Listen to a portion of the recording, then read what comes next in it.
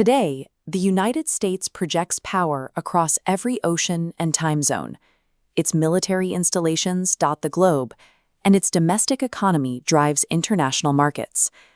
The ideological foundation for this superpower was laid on July 4, 1776.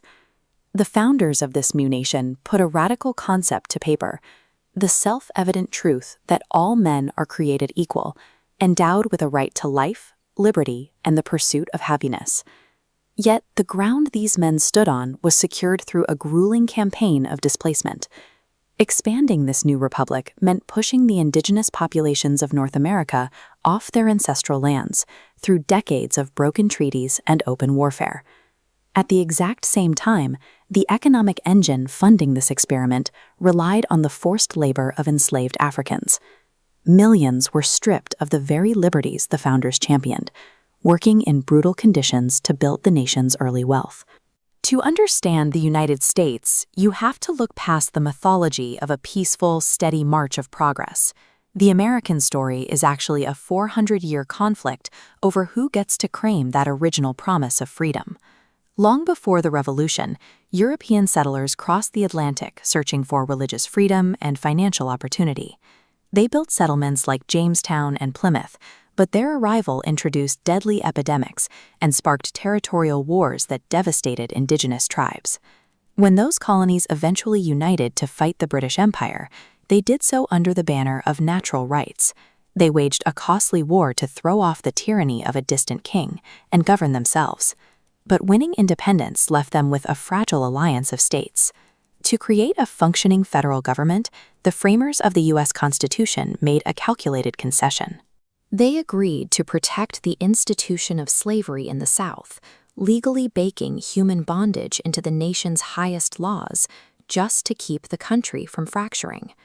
By tying the survival of the Union to the preservation of slavery, the founders set a ticking clock. The Republic was built on a paradox that would inevitably demand a resolution.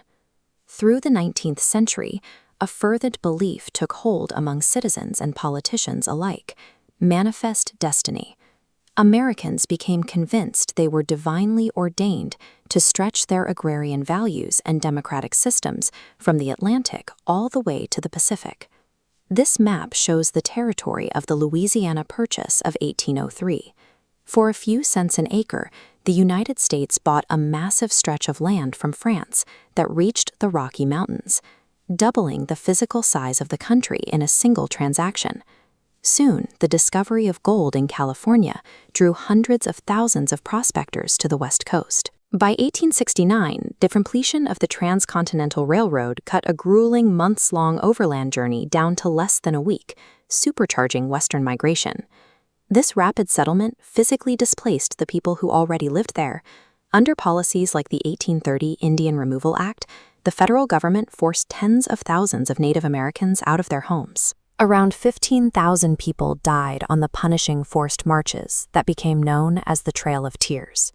The continental borders of the modern United States were drawn rapidly, but the ink was supplied by the systematic removal of indigenous populations from their lands. Adding all this Western territory forced an unavoidable question in Washington: would these new states allow slavery, or would they be free? Every new border drawn threatened to tilt the fragile balance of power in Congress. The political debate quickly devolved into actual violence. In places like Kansas, pro- and anti-slavery factions fought openly in the streets. Radical abolitionists like John Brown took up arms, famously attempting to capture a federal armory in Virginia to equip a massive slave rebellion. When the Republican candidate Abraham Lincoln won the presidency in 1860 on a platform opposing the expansion of slavery, Southern states refused to accept the result. South Carolina led a wave of secessions, breaking the Union apart and seizing federal forts. The resulting Civil War dragged on for 4 agonizing years. The sheer volume of artillery and modern rifles used in pitched battles like Gettysburg resulted in 600,000 American deaths, a staggering price paid to hold the splintered nation together. Look closely at this document. Midway through the conflict, Lincoln issued the Emancipation Proclamation, explicitly declaring that those held as slaves in rebelling states were forever free. By 1865, Congress passed the 13th Amendment, permanently abolishing the institution of slavery nationwide. The political compromise made by the Founding Fathers finally collapsed. It took the bloodiest conflict in the history of the continent to tear the institution of slavery out of the American economy. In the immediate aftermath of the war, the federal government occupied the South to enforce a new reality known as Reconstruction.